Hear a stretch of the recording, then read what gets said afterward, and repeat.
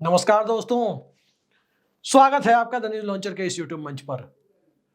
दोस्तों, कल 31 अक्टूबर था, दीपावली भी थी और 31 अक्टूबर को इंदिरा गांधी की शहादत दिवस, उनकी पुण्यतिथि और देश के पहले गृह मंत्री सरदार वल्लभ भाई पटेल की जन्मतिथि का अवसर भी था। और इस अवसर पर, सरदार पटेल की जन्मतिथि के अवसर पर प्रधानमंत्री नरेंद्र मोदी गुजरात में जहां स्टैच्यू ऑफ यूनिटी बनाया गया है, केवड़िया में, वहां मौजूद थे। और जब प्रधानमंत्री वहां मौजूद थे तो स्वाभाविक है कि उन्होंने भाषण भी दिया।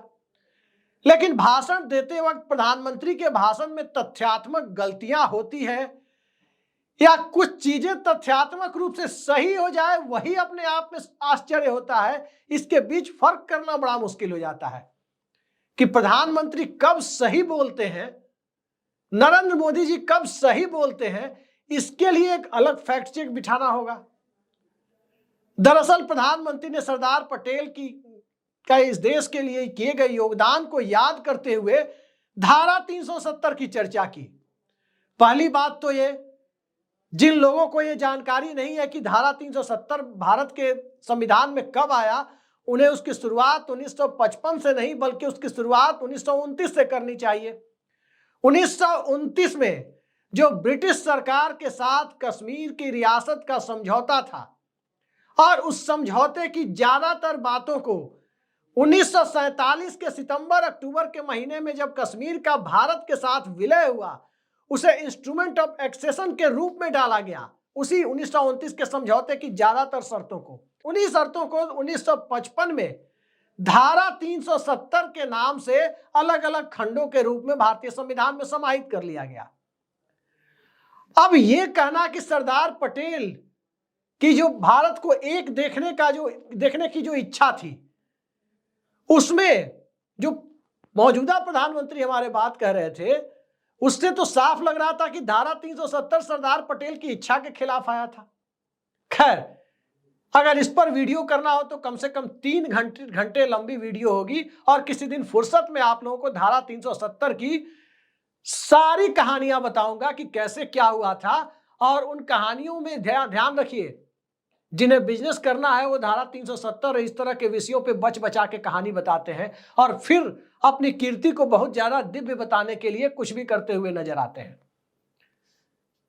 खैर, उस मुद्दे को हम यही छोड़ते हैं कि धारा 370 कैसे आया नहीं आया। लेकिन प्रधानमंत्री ने धारा 370 के बारे में जो बात कह दी, पहले जरा उसे सुनिए, तब मैं आपको बताऊंगा कि प्रधानमंत्री ने कितनी बड़ी मिथ्या, कितना बड़ा झूठ परोसा है, खास करके 31 अक्टूबर को सरदार पटेल की जन्मतिथि के पवित्र अवसर पर। जरा सुनिए इस स्टेटमेंट को।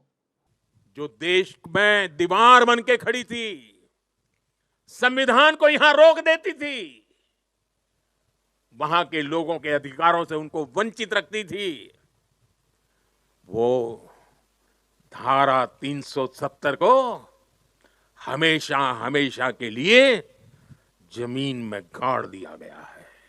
सुन लिया आपने, धारा 370 को हमेशा हमेशा के लिए जमीन में गाड़ दिया है। अब जरा कोई बताए कि क्या धारा 370 इस देश में है या नहीं। तो सबसे पहले इस मुगालते से खुद को दूर कर लेना बेहतर है कि धारा 370 खत्म हो गया है। धारा 370 में ABCD 4 सेक्शन थे और धारा 370 में हिंदी में कहें तो क ख ग घ, भारत में विशेष राज्य का दर्जा, अलग तरह की परिस्थितियों की वजह से, कहीं क्लाइमेटिक रीजन, कहीं ज्योग्राफिकल रीजन, कहीं निवासियों की अपनी संस्कृति और अपने कल्चर को बचाने की कोशिश, इन सब के लिए कहीं 370 तो कहीं पूर्वोत्तर के कुछ राज्यों में 371 की व्यवस्था की गई, यानी विशेष उपबंध की व्यवस्था भारतीय संविधान में की गई। वही जो 1929 वाली बात मैंने आपको बताई। अब यहां प्रधानमंत्री ने कहा है कि धारा 370 को हमेशा हमेशा के लिए जमीन में गाड़ दिया है। अब सवाल उठता है कि धारा 370 उनके कहने का मतलब तो यही हुआ कि अब संविधान में नहीं है। धारा 370 दरअसल भारतीय संविधान का अब भी एक अहम हिस्सा है, यही सबसे बड़ा सत्य है। और एक झूठ को 5 अगस्त 2019 से इस देश में इस प्रकार से सेल किया जा रहा है, जहां गोदी मीडिया के अनपढ़ तो नहीं कहेंगे लेकिन कुपड़ न्यूज एंकर रोज रोज इस झूठ को आपके सामने परोसते हैं, और कुछ भाजपा के प्रवक्ता भी इस झूठ को परोसते हैं कि धारा 370 हटा दिया, धारा 370 हटा दिया, धारा 370 हटा दिया। धारा 370 में 1955 से लेकर और 1995 के बीच 37 बार बदलाव किए गए। पहली बार तो ये बात तो यह है। और जिस प्रकार से राष्ट्रपति के द्वारा एक अध्यादेश के माध्यम से धारा 370 के उपबंधों को संविधान में शामिल किया गया, उसी प्रकार से राष्ट्रपति के अध्यादेश के माध्यम से एक एक करके 37 बार धारा 370 के अलग अलग उपबंधों को खत्म किया गया था, बदलाव किया गया था। 38वां बदलाव धारा 370 में 5 अगस्त 2019 की 4-5 अगस्त 2019 की दरमियानी रात हुआ। ये 38वां चेंज था।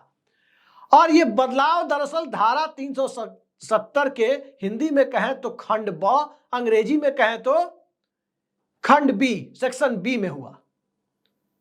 सेक्शन बी को निष्प्रभावी किया गया। ध्यान रखिए, निष्प्रभावी करना और खत्म करना दोनों दो चीजें हैं। निष्प्रभावी करने का मतलब यह है कि तत्काल प्रभाव से अमल में नहीं रहेगा।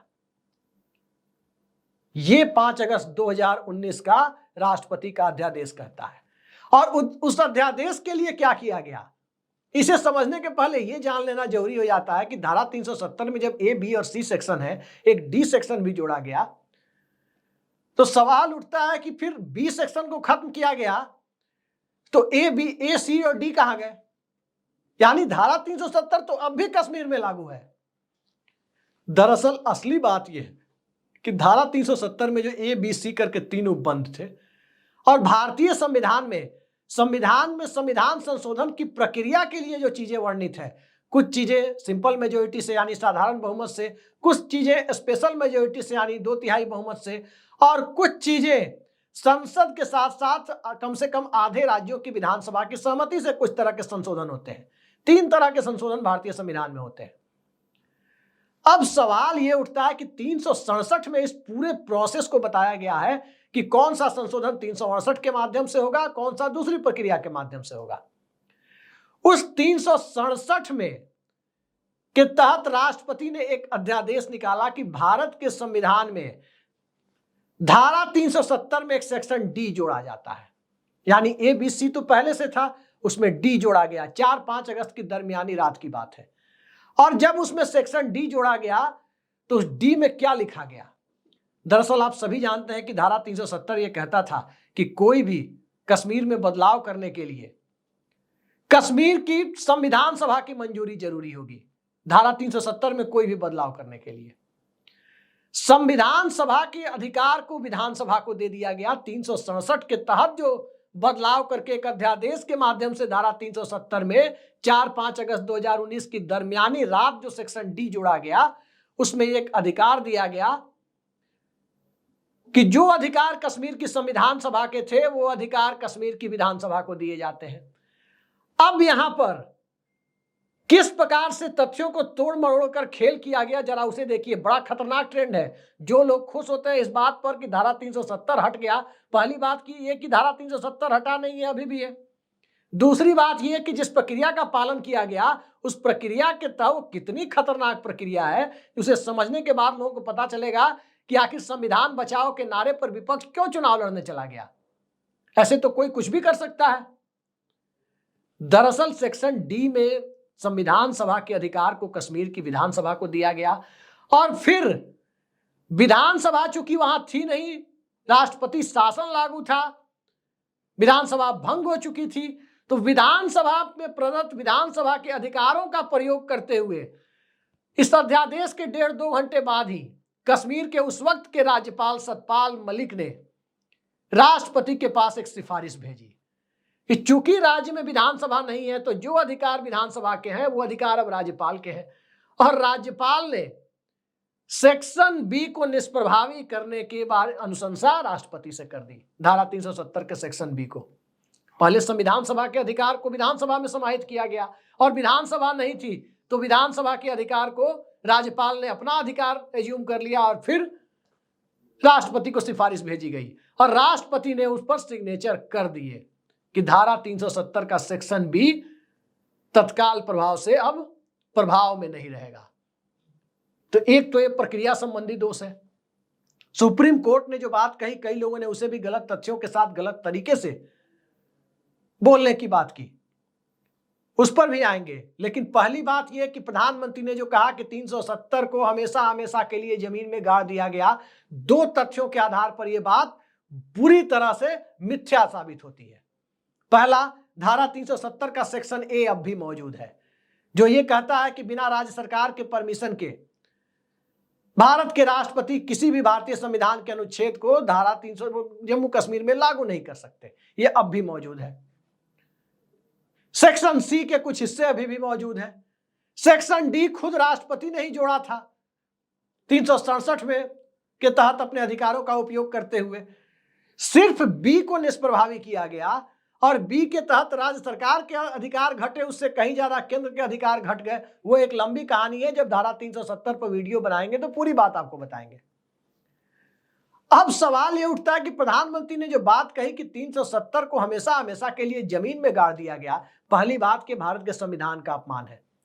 हम में से जिस संविधान को हम भारत के लोगों ने स्वीकार किया है, प्रस्तावना के माध्यम से अंगीकार किया है, उसके किसी भी अंग के बारे में भले ही उसमें संशोधन कर दिया जाए, भले ही उसे निष्प्रभावी कर दिया जाए, संविधान के किसी भी अंग के बारे में ये बात बोलना कि हमेशा हमेशा के लिए जमीन में गाड़ दिया है, वो भारत के संविधान का अपमान है। इस देश के संविधान को बनाने वाले लोगों का अपमान है। धारा 370 कोई पाकिस्तान के लोगों ने बनाया था क्या, या अमेरिका के लोगों ने आके बनाया था? धारा 370 इस देश के संविधान निर्माताओं के द्वारा बनाया गया था। और जितना पवित्र हमारा संविधान है, उतना ही पवित्र संविधान का एक एक अनुच्छेद और उस अनुच्छेद का एक एक खंड है। तो फिर धारा 370 को हमेशा हमेशा के लिए जमीन में गाड़ने की बात करना, क्या यह संविधान का पालन करने और संविधान की इज्जत करने वाले लोगों की भाषा हो सकती है? दूसरी बात यह है कि धारा 370 के सेक्शन बी को जब चाहे केंद्र सरकार वापस ला सकती है। अब यहां भी कुछ लोग कहेंगे कि सुप्रीम कोर्ट ने कह दिया। सुप्रीम कोर्ट ने क्या कहा? सुप्रीम कोर्ट ने यही कहा कि जिस प्रकार से 367 में बदलाव करके सेक्शन डी जोड़ा गया, उसके बाद राष्ट्रपति कोई भी बदलाव करने के लिए केंद्र सरकार और खासकर राष्ट्रपति के पास यह अध्यादेश जारी करने की शक्ति है। यही बात सुप्रीम कोर्ट ने कहा। तो फिर केंद्र में दूसरी सरकार यदि बनती है और वो यदि चाहे राज्य की पॉपुलर डिमांड को देखते हुए, तो कभी भी एक अध्यादेश के माध्यम से सेक्शन बी को फिर से प्रभावी बना देगी, फिर से जो चीज पहले जहां थी वहीं पर वापस आ जाएगी। तो फिर यह कहना कि हमेशा हमेशा के लिए जमीन में गाड़ दिया गया है, यह कैसे तथ्यात्मक रूप से सही हो सकता है? संविधान पीठ ने यह तो नहीं कहा था कि धारा 370 अब कभी वापस नहीं आ सकता।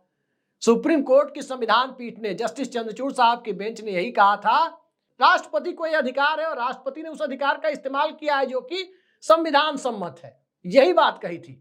यानी राष्ट्रपति को जो अधिकार 370 के मामले में है वो संविधान सम्मत है। इसका सीधा मतलब यह हुआ कि भविष्य में राष्ट्रपति चाहें तो उस सेक्शन बी को वापस से प्रभावी कर सकते हैं, जो अभी निष्प्रभावी किया हुआ है।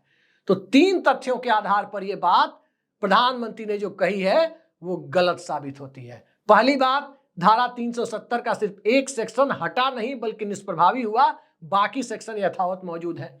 दूसरी बात, हमेशा हमेशा के लिए जमीन में गाड़ देने वाली बात ये पूरी तरह से मिथ्या है। जो चीज अध्यादेश के माध्यम से जाती है वो अध्यादेश के माध्यम से वापस भी हो जाती है। तीसरी बात कि संविधान के किसी भी अनुच्छेद को जमीन में गाड़ देने की बात करना संविधान का अपमान करने की तरह है, क्योंकि संविधान दिवस मनाने की बात करना और संविधान के किसी अनुच्छेद को जमीन में गाड़ना, वाह जी वाह। इन तीन तथ्यों के आधार पर मैं अपने दर्शकों के ऊपर छोड़ता हूं कि इस देश के प्रधानमंत्री ने जो बातें केवड़िया में कही है वो कितनी उचित है। आज के लिए इतना ही। नमस्कार।